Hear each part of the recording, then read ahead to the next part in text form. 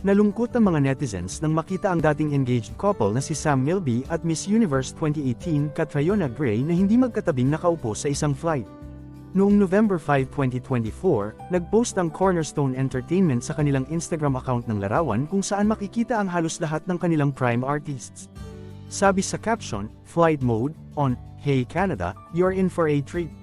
Kaagad napansin ng netizens na hindi magkatabi sa upuan sina Catriona at Sam. Sabi ng isang netizen, di na sila magkatabi sa Sitskat Sam. Sagot ng isang netizen, yes. Opinyon ng isa, mas maigi na raw na kahit ganon ay nananatili silang magkaibigan. Ayon dito, at least they're still friends. Yan ang maganda sa mga mag-ex, hindi yung nagsisiraan at naging magkaaway sa huli hehe.